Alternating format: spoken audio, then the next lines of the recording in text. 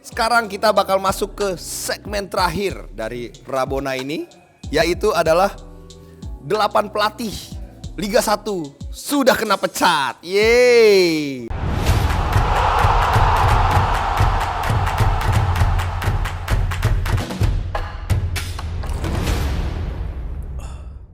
Kok yeay sih gue? Enggak ya. Gila men. Liga ini sangat gila. Iya, keras. Baru 13 pekan, 8 pelatih sudah menjadi korban. Gokil. Nah, terakhir itu pekan kemarin 2 pelatih mundur dari posisinya. Yang pertama adalah pelatih PSIS Jafri Sastra mengundurkan diri kemarin. Terus nggak rentan berapa hari, akhirnya Jajang Nurjaman, dipecat. Persebaya Surabaya. Oh, Coach Janur. Ya, stay strong coach. Salah satu coach favorit aneh tuh. Oke, coach ya. Jadi sebenarnya nih musim ini banyak kan 8. Sebenarnya sih enggak juga, karena sebenarnya ini seperti siklus Liga 1 aja. Kalau misalnya 2018 kemarin sampai pekan 13 itu 7 pelatih sudah dipecat. 2017 waktu Liga 1 pertama kali 8 pelatih sudah dipecat. Nah, gue kasih daftarnya dulu deh nih, siapa aja pelatih yang udah dipecat nih ya. Jadi pertama Persija, Ivan Kolev out, diganti Julio Banuelos. Lalu Barito Putra mengganti Jackson F. Tiago dengan Yunan Helmi. Lalu Persela, Aji Santoso keluar diganti Nil Maizar. Terus Persipura kan gagal sama Luciano Leandro, diganti Jackson F. Tiago nih, balik nih dari Barito. Nah, abis itu Semen Padang, Syafrinto Rusli gantiin digantikan Melian Syah maksudnya. Lalu Badak Lampung, Jan Sarage digantiin Milan Petrovic. Nah, baru abis itu Coach Jafri, lalu Coach Janur yang menjadi korban berikutnya gitu loh, menjadi korban berikutnya. Ya gimana ya men? Karena ya kalau lebih keras dari Premier League. mungkin kalau Premier League kan mungkin nggak mau bayar ini ya coy, nggak mau bayar pesangonnya gitu loh. Tapi kalau di sini kan kayak kami udah tidak sanggup melihat performa seperti ini. Kalau jujur aja PSIS jujur aja sih, setelah apa ya, kan musim lalu kan Coach Jafri juga kan. Ya lumayan kan. Yes, bertahan di Liga 1 terus untuk memecat seorang pelatih yang mengangkat performa lu setelah setelah promosi dari Liga 2 ya, terus tiba-tiba dipecat di awal musim keduanya tuh menurut gue terlalu keras ya Bon, kalau menurut gue. Ya semuanya kan pasti, maksudnya klub pasti punya target tersendiri gitu. Waktu memang ya pelatih mau gimana pun orang yang paling bertanggung jawab terhadap tim. Betul. Gitu ya kan. Maksudnya orang nomor 1 dia harus pasang badan. Kalau misalkan timnya main jelek ya iyalah target utamanya kan pasti begitu gitu. Sekarang kalau misalkan melihat Coach Janur nih di Persebaya, I think Persebaya not bad kalau dari segi permainan gitu. Cuman memang hasilnya tidak sesuai ekspektasi itu. Nah jadi ya menurut gue sangat lumrah tim sekelas Persebaya gitu. Maksudnya salah satu tim tradisional Indonesia. Ya sudah, maksudnya apalagi Anda tidak bisa memenuhi ekspektasi kami gitu. Jadi main di Surabaya nggak menang-menang. Nggak menang-menang main di Surabaya. Terus Bung Tomo. Terakhir kalah derby Jawa Timur lawan Madura United gitu. Gimana nggak mau gedek manajemen kali ya, kayak coach kita udah ngasih lo waktu, tapi ya nggak ada hasilnya juga ya. Akhirnya dipecat dan diganti oleh caretaker Bejo andalan. Sugiantoro. Yes. Bejo Sugiantoro ya, legendaris. Defender legend. Anak milenial pada tahu nggak Bejo? Hah? Jangan apa enggak lo, jangan teriak-teriak simik sama siapa doang. Tahu legend lo makanya. Nah, Mas Bejo. Nah, uniknya lagi nih, ada fakta yang menariknya lagi. Mas Bejo ini adalah orang yang digantikan oleh Janur tahun lalu. Jadi pas pertengahan musim kontraknya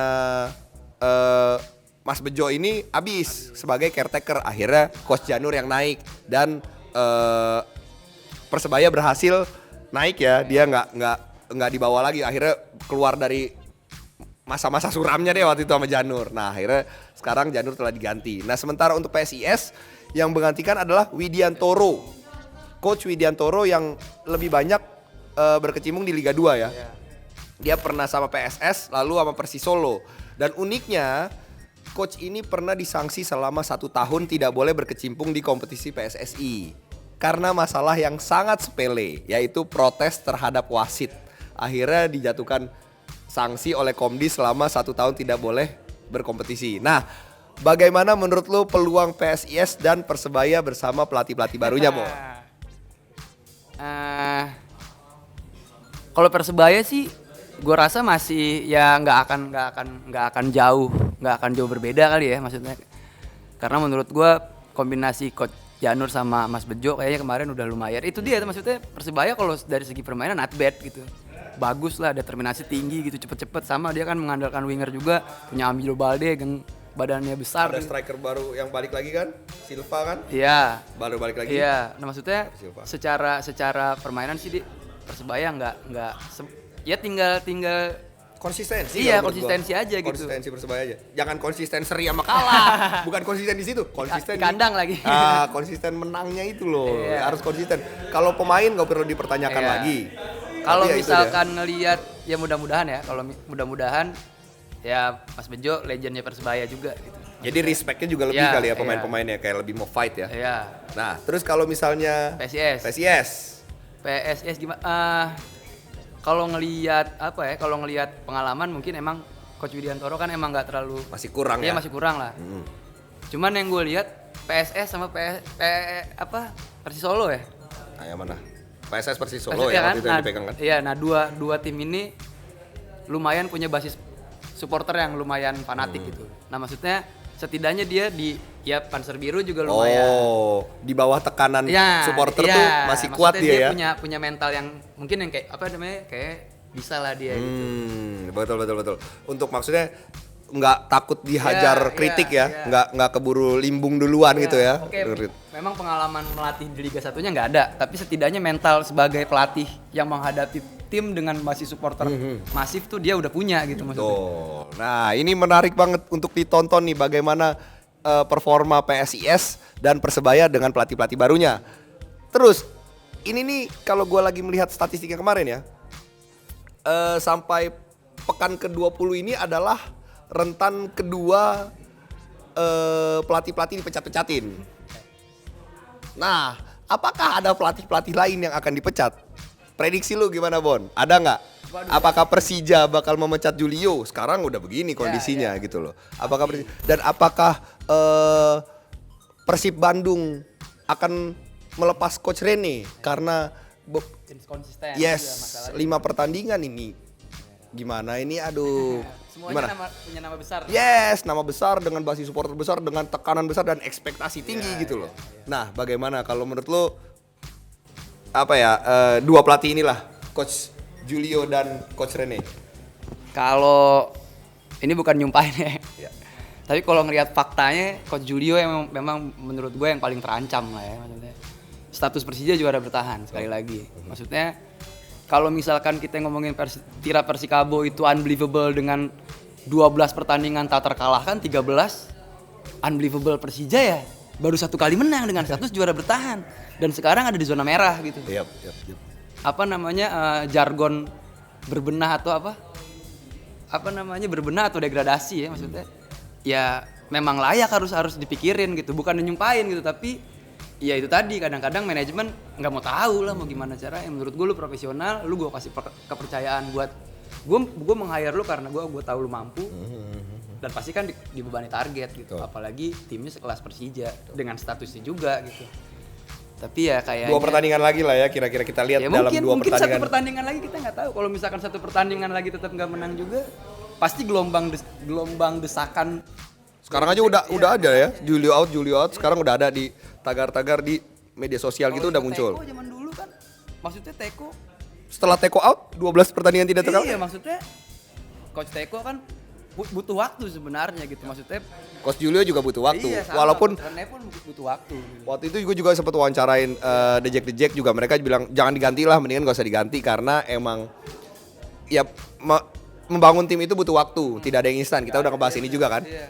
Tidak ada yang instan di ngebangun tim. Nah, kalau soal Coach Rene, kalau menurut gue nih manajemen akan sangat berhati-hati untuk melepas Coach Rene. Karena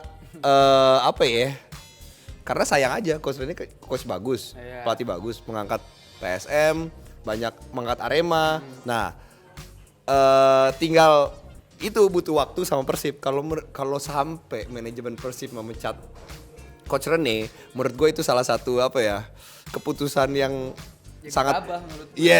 gegabah nggak sih? Dengan sekarang stok pelatih yang Ada. dengan standarisasi kurang, yang standarnya tinggi kurang, terus dia udah dapet satu pelatih yang bagus gitu loh, terus memutuskan untuk melepasnya gitu di awal-awal musim kayak gini, kayaknya sayang aja sih menurut gue. Iya. Ya udahlah, kita cukup aja deh ngebahas soal Rabona kali ini. Kita tadi udah ngebahas banyak banget, ngebahas soal internal Persija yang katanya bermasalah, lalu ada juga soal PS Tirakabo yang tetap tidak terkalahkan 13 pertandingan memecahkan rekor Persija, dan kita barusan ngebahas soal pelatih-pelatih Liga 1 yang dipecat gitu loh. Nah, kalau lu pengen nonton video lengkapnya, tonton di flix.id. Terus kalau lu pengen nonton video-video lainnya, kita juga ada Rabona yang per part gitu ada di YouTube kita. Terus jangan lupa juga untuk follow Instagram kita di flix.id.